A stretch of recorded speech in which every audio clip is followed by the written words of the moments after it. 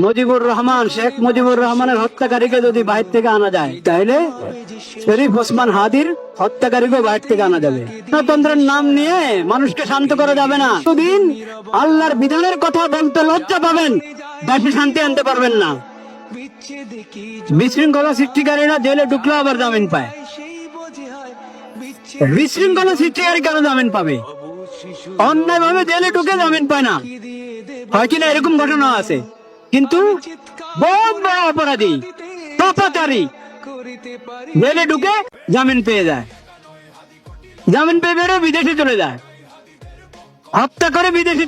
যে কথাটা বলতে চাই, আমার নাম আব্দুল মালেক, বাইতুল মুকাররম জাতীয় মসজিদের খতিব এবং দেশের একটি প্রতিষ্ঠান মার্কাজুদ দাওয়া আল ইসলামিয়া ঢাকা, এই প্রতিষ্ঠানের শিক্ষা বিভাগীয় প্রধান।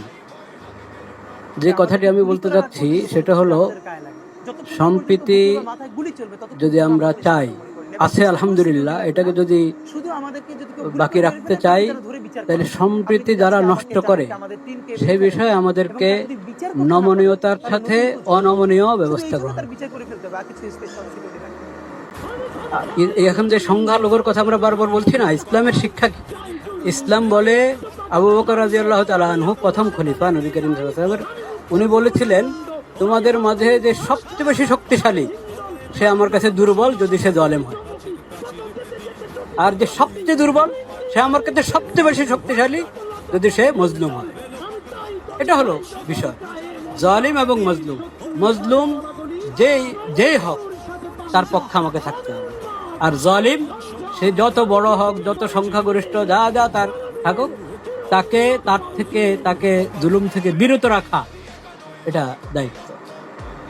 তথ্য সন্ত্রাস, এটাকে যদি নিয়ন্ত্রণ না করা হয়, তো আমরা সম্প্রীতি ঠিক রাখবো কিভাবে? সম্প্রীতি আছে, তাও এখানে তথ্য সন্ত্রাস করে পেরেশানি করা হবে। এটার ব্যাপারে অনমনীয় হতে হবে তথ্য সন্ত্রাসের বিষয়।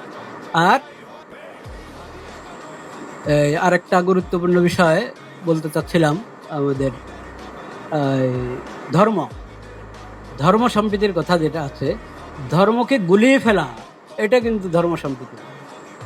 ধর্মের অপব্যাখ্যা, একটা ধর্মে একটা জিনিস নাই, সেটাকে ওই ধর্মের উপরে চাপিয়ে দেওয়া